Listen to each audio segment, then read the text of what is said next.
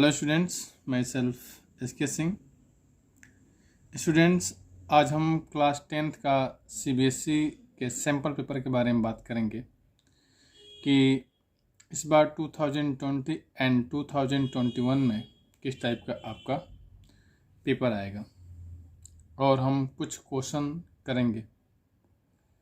तो स्टूडेंट्स, इस बार आपका जो पेपर होगा, जैसा कि आपको पता है कि इस बार काफ़ी चेंजिंग आई हुई है। और इस बार जो हम आज बात कर रहे हैं मैथमेटिक्स पेपर के बारे में, मैथमेटिक्स।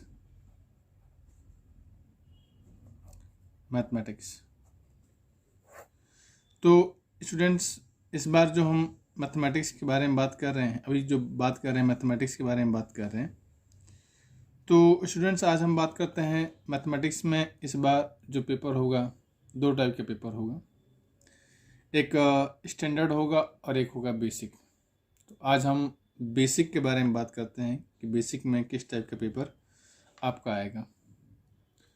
तो स्टूडेंट्स, आपका पेपर जो होगा वो क्या होगा, इसका जो मैक्सिमम मार्क्स होगा वो होगा 80 मार्क्स और 20 मार्क्स आपके स्कूल का क्या होगा, प्रैक्टिकल होगा। तो स्टूडेंट्स, इस बार जो मैक्सिमम मार्क्स 80 है और टोटल जो क्वेश्चन होंगे, अगर हम टोटल क्वेश्चन नंबर के बारे में बात कर रहे हैं तो आपके 36 क्वेश्चन होंगे। इसमें इस 36 क्वेश्चन को आपको दो सेक्शन में डिवाइड होगा। Section A and section B. Section A and section B दो पार्ट में हमारा क्या होगा, डिवाइड होगा। तो स्टूडेंट्स, अगर हम सेक्शन ए के बारे में बात कर रहे हैं, सेक्शन ए के बारे में बात कर रहे हैं, तो सेक्शन ए में आपके 20 क्वेश्चन होंगे।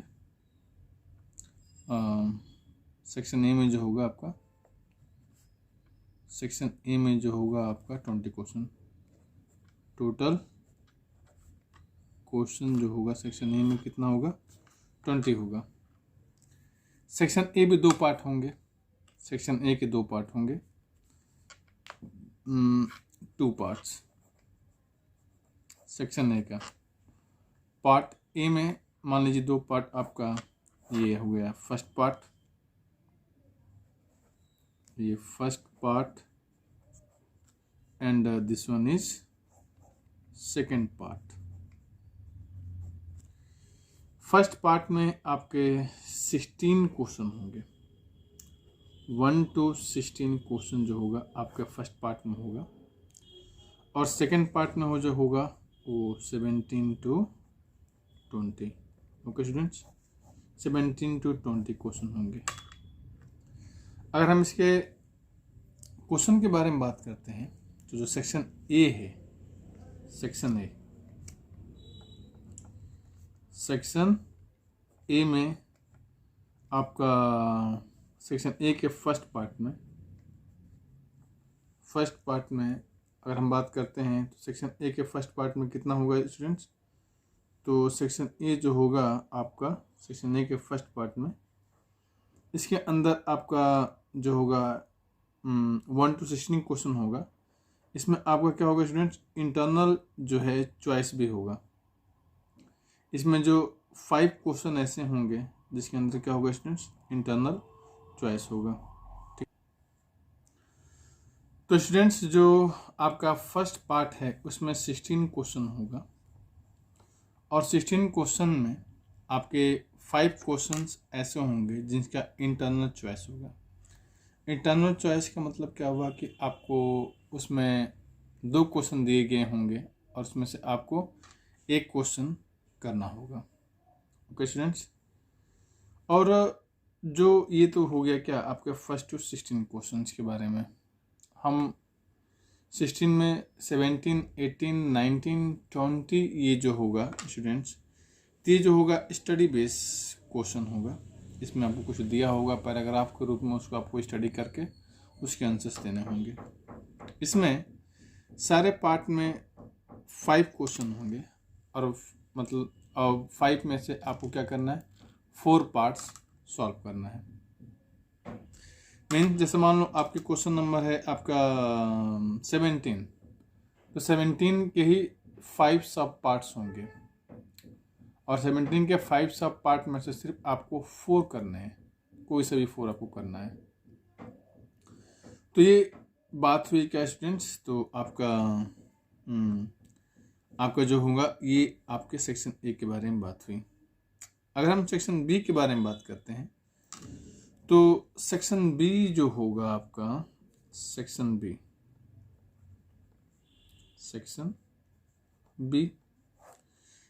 बी में अगर हम बात करते हैं तो इसमें सबसे पहले क्वेश्चन नंबर 21 से 26 जो होगा ये वेरी शॉर्ट आंसर क्वेश्चन होंगे और ये सारे क्या होंगे स्टूडेंट्स, 2 मार्क्स के होंगे।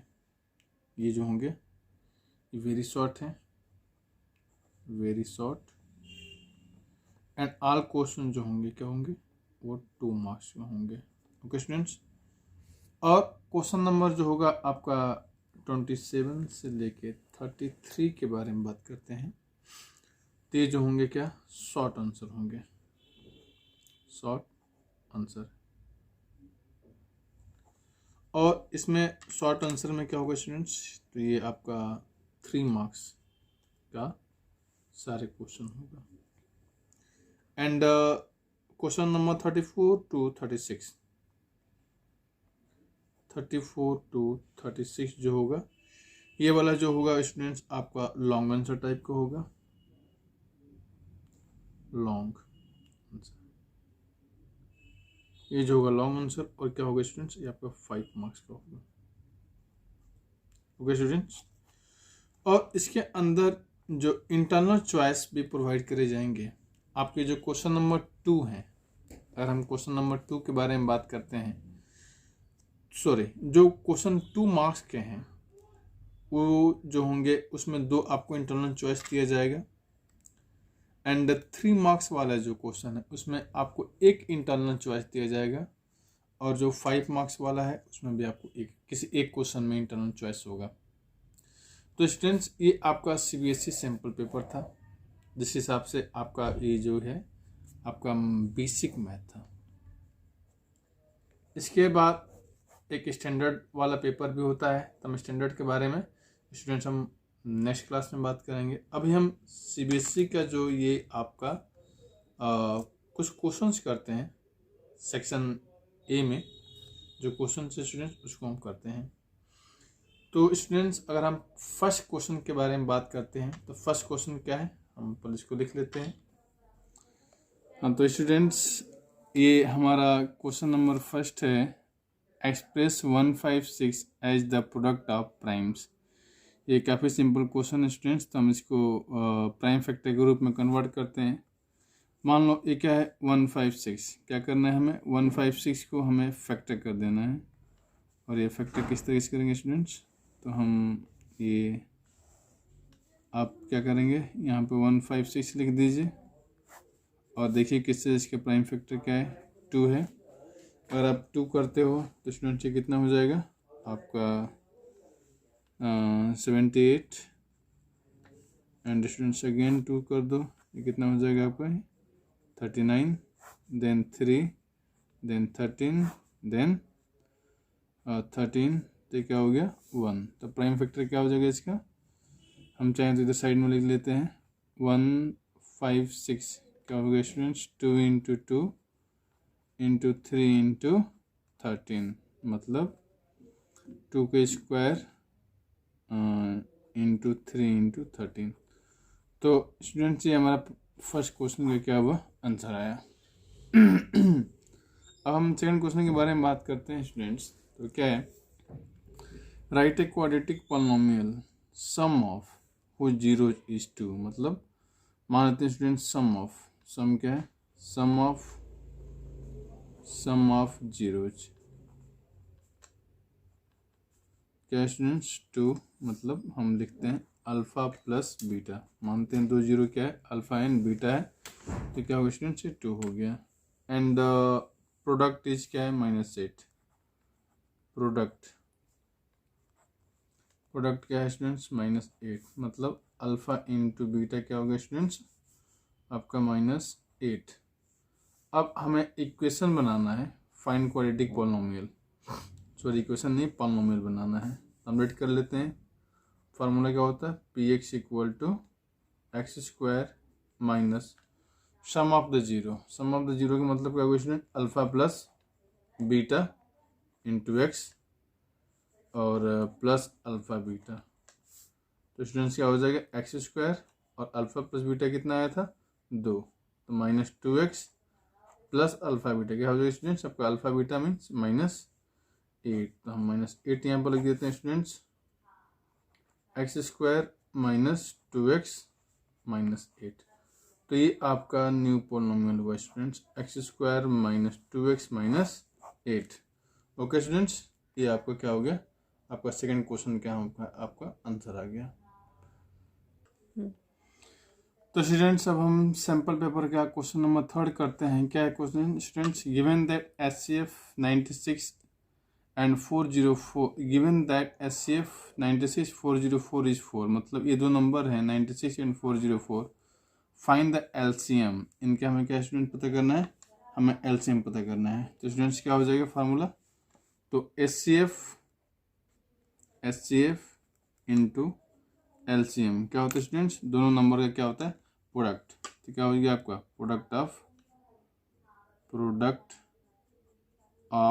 Two numbers, product of two numbers. Okay students, तो आपको निकालना क्या है, LCM निकालना है। तो स्टूडेंट्स अब क्या हो जाएगा, SCF क्या है 4 into LCM, 4 into LCM product कितना हो जाएगा 96 इंटू 404। LCM क्या हो जाएगा स्टूडेंट्स आपका 96 इंटू 404 अपॉन 4, ये कितना हो गया स्टूडेंट्स 101। इसको मल्टीप्लाई करेंगे 96 इंटू 101, तो क्या हो जाएगा स्टूडेंट्स आपका 96 एंड 9 एंड 96। ओके स्टूडेंट्स, तो ये आपके थर्ड पार्ट का आंसर आएगा। स्टूडेंट्स ये एक ऑप्शनल पार्ट भी है, हम उसको भी कर लेते हैं। और में state the fundamental theorem of arithmetic, इसको सिर्फ हमें क्या करना है, एक फॉर्म में क्या करना है लिख लेना है। मतलब फंडामेंटल थ्योरम का मतलब क्या है कि जितने भी कंपोजिट नंबर्स होते हैं उनको हम क्या कर सकते हैं, हम उसको प्राइम फैक्टर के रूप में क्या कर लेते हैं लिख सकते हैं। इसको क्या बोलते हैं हम, फंडामेंटल थ्योरम ऑफ अर्थमेटिक कहते हैं। मीन्स हम लिख सकते हैं कि every composite number can be express as a product of prime and this factorization is unique. Okay students, apart from the order which the factor occur। ये बिल्कुल एक सिंपल स्टेटमेंट है जो कि आपकी बुक में भी दिया हुआ है, फंडामेंटल थ्योरम ऑफ अर्थमेटिक। तो एक बार इसको लिख लेते हैं, every composite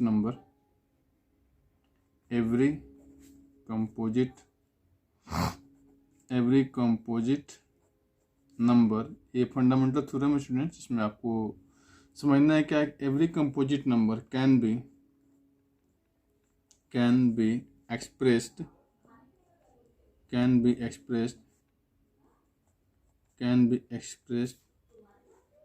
as a product of primes, मतलब स्टूडेंट्स क्या हुआ कि सारे कंपोजिट नंबर को आप क्या किस में कन्वर्ट कर सकते हो, product of primes. And this factorization, जो इसका फैक्टराइजेशन होता है, हर नंबर का फैक्टराइजेशन जो होता है वो क्या होता है यूनिक होता है। And this factorisation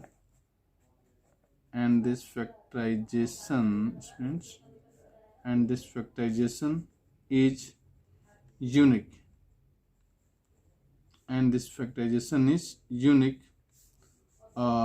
apart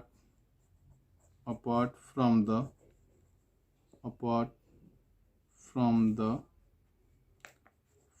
the order in which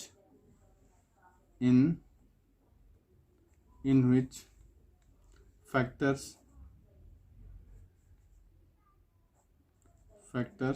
occur। Okay students, तो ये आपका ये जो state the fundamental theorem of arithmetic है, इसका सेकंड पार्ट का स्टूडेंट्स ये आपका आंसर है। स्टूडेंट्स अब हम क्वेश्चन नंबर 4 की तरफ चलते हैं। 4 क्या है? On comparing the ratios of coefficient find out whether the pair of equation x minus 2y equal to 0 and 3x plus 4y minus 20 into 0 consistent और inconsistent। तो स्टूडेंट्स हम क्या करते हैं, इसका हम a1 अपॉन a2 निकालते हैं। पहले a1 अपॉन a2 कितना होगा स्टूडेंट्स? इसका a1 क्या है? ये x का कोफिशिएंट कितना हो जाएगा? x का कोफिशिएंट क्या है स्टूडेंट्स? 1। और a2 क्या है? 3। कितना हुआ स्टूडेंट्स? 1 अपॉन 3। अब b1 अपन b2 भी निकाल लेते हैं। b1 क्या है? y है कोफिशिएंट स्टूडेंट्स, तो -2। और ये कितना है स्टूडेंट्स? एंड b2 है ये, और इस दूसरा इक्वेशन जो है ना स्टूडेंट्स, इसका कोफिशिएंट कितना हो गया? अपॉन 4। कितना हो गया स्टूडेंट्स? -1 अपॉन 2। आप क्या देख रहे हो? a1 upon a2 is not equal to b1 upon b2। और जब a1 upon a2 b1 upon b2 के इक्वल नहीं होता है तो इक्वेशन क्या होता है स्टूडेंट्स? इक्वेशन कॉन्सिस्टेंट होता है। तो आप लिख सकते हो 1/3 इज नॉट इक्वल टू -1/2। मतलब a1/a2 is not equal to b1/b2। तब क्या लिख सकते हैं स्टूडेंट्स? सो इक्वेशन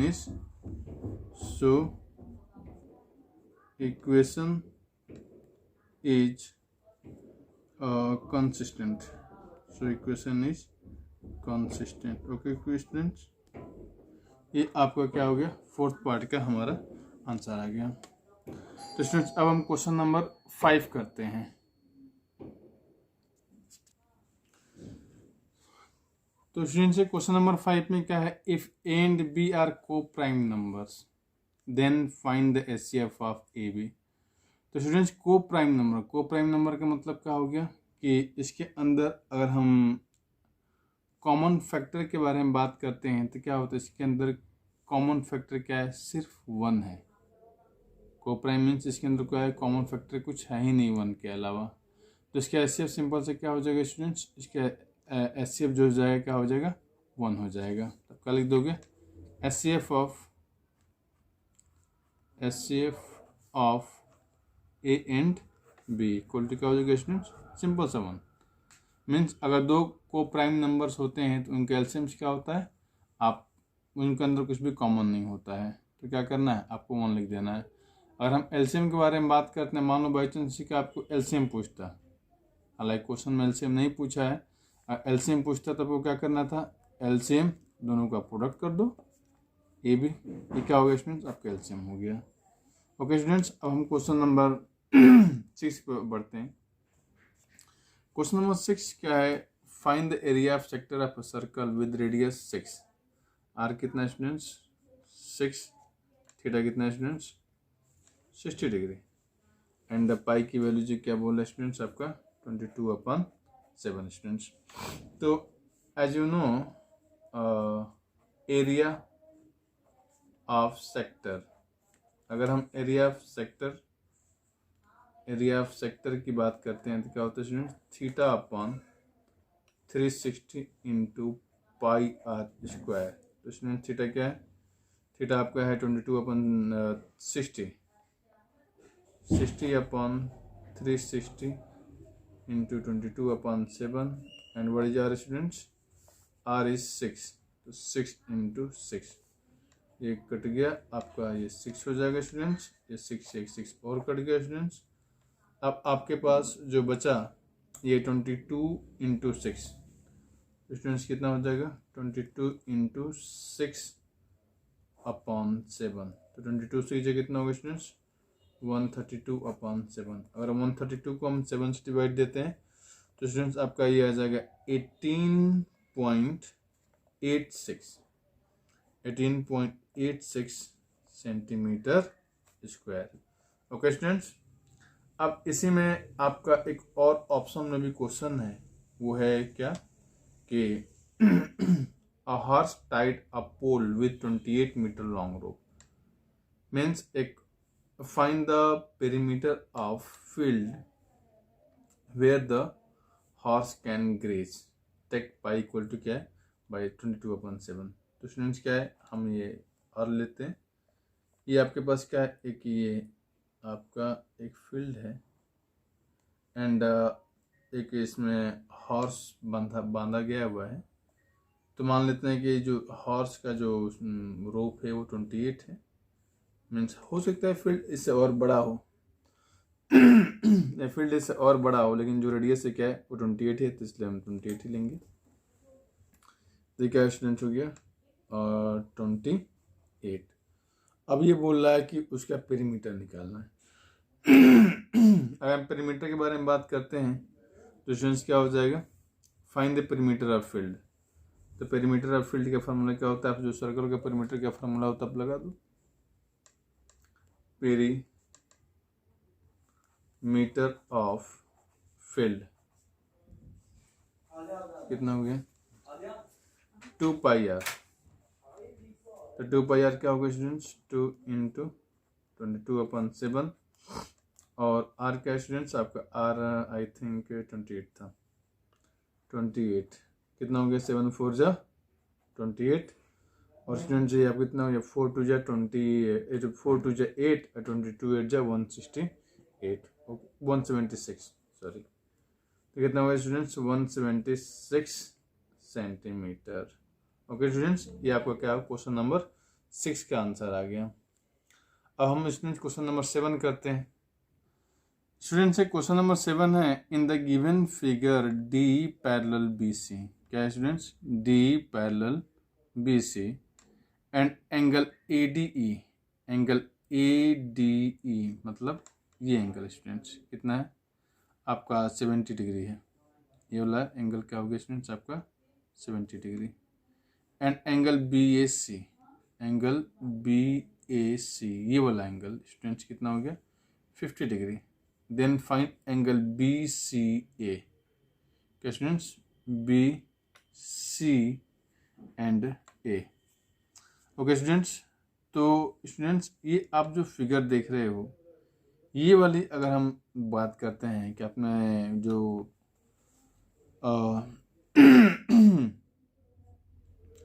हम बात करते हैं कि हम इसमें इसके अंदर डी पैरेलल बी सी है, डी पैरेलल बी सी है।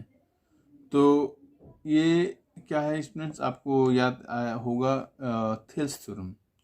अगर हम थेल्स थ्योरम के बारे में बात करते हैं तो अगर दिस पैरेलल दिस स्टूडेंट्स, तो अगर ये 70 है, अगर ये 70 है स्टूडेंट एंगल, तो एंगल ए बी सी ये एंगल और ये एंगल क्या होता है स्टूडेंट्स इक्वली होता है। तो क्या हुआ स्टूडेंट्स, हम फर्स्ट पार्ट करते हैं।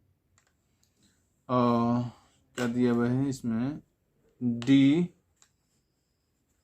पैरेलल बी सी, या डी पैरेलल बी सी मतलब क्या हुआ students, angle A D E, angle A D E, angle A D E equal to angle A B C, angle A B C. Okay students, अब हमारे पास क्या हो गया स्टूडेंट्स, हमारे पास एक ट्रायंगल हो गया, ये एक इन ट्रायंगल ए बी सी अब कर लेते हैं, इन ट्रायंगल ए बी सी। तो आप लिख सकते हैं कि angle A plus angle B plus angle C कितना होगा स्टूडेंट्स 180 डिग्री।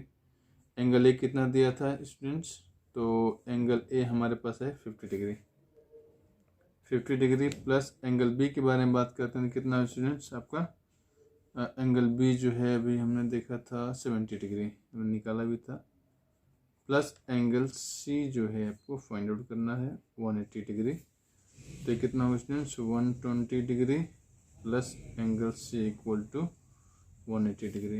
एंगल सी कितना होगा स्टूडेंट्स 180 माइनस 120 कितना होगा स्टूडेंट्स आपको ये 60 डिग्री। मतलब क्या आंसर हो जाएगा स्टूडेंट्स आपका angle B C A, angle B C A equal to क्या होगा स्टूडेंट्स आपका 60 डिग्री। ओके स्टूडेंट्स, अब हम इसका दूसरा वाला पार्ट भी कर लेते हैं और दोनों पार्ट हम करते हैं। कहते हैं इसमें in given figure A D equal to 2 centimetre. क्या स्टूडेंट्स, ए डी, ये वाली फिगर जो है आप देखो, ए डी इक्वल टू क्या है 2 centimetre. B D equal to, A D कितना है 2, बी डी कितना है students, B D equal to 3 centimetre. B D क्या है, दिस इज 3 सेंटीमीटर। ए क्या है 3.5, ये वाला जो ए है स्टूडेंट्स आपका 3.5 सेंटीमीटर। एंड ए सी पूरा दे दिया स्टूडेंट्स, ए सी कितना है 7 सेंटीमीटर। ए सी जो है आपका 7 centimetre. Is D parallel to B C, क्या डी और बी सी तो स्टूडेंट पैरेलल है। क्वेश्चन हमारा क्या है, ये है। तो स्टूडेंट सबसे पहले हम क्या करते हैं, ईसी निकालते हैं, ये ईसी निकालते हैं।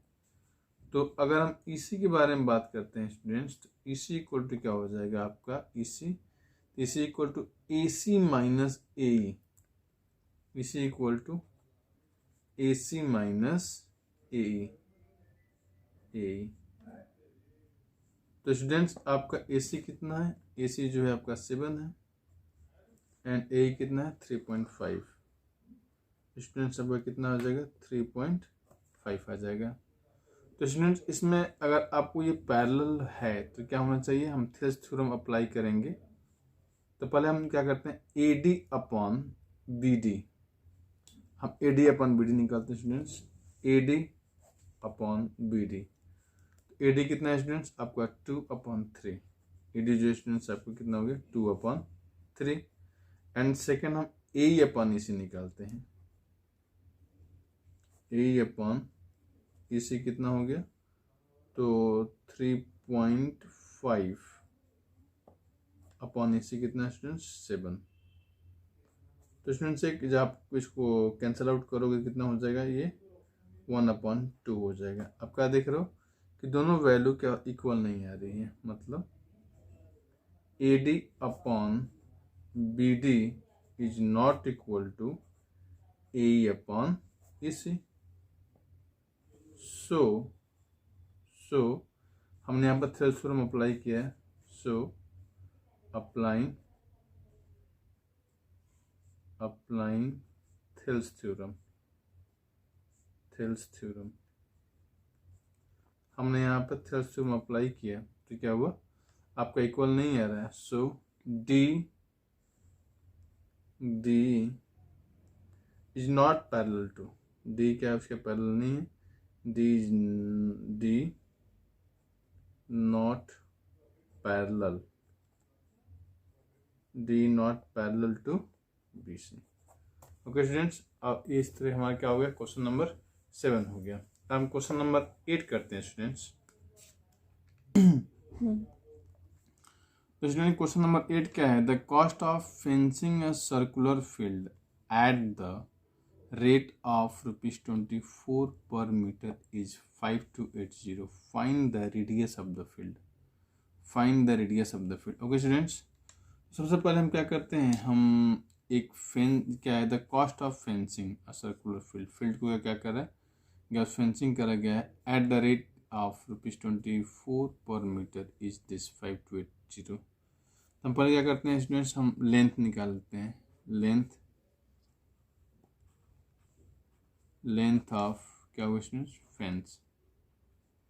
अगर हम लेंथ ऑफ फेंस के बारे में बात करते हैं कितना हो गया स्टूडेंट्स आपका total cost upon rate. Students कितना हो जाएगा टोटल कॉस्ट आपका 5280 अपॉन रेट कितना स्टूडेंट्स आपका 24। अगर हम इसको कट करते हैं तो कट करने के बाद कितना स्टूडेंट्स हो गया 220। ये लेंथ ऑफ फेंस क्या होता है, तो ये लेंथ ऑफ फेंस मीन्स आपका ये पेरीमीटर होता है स्टूडेंट्स, मीन्स पेरीमीटर या सरकमफ्रेंस बोल सकते हो,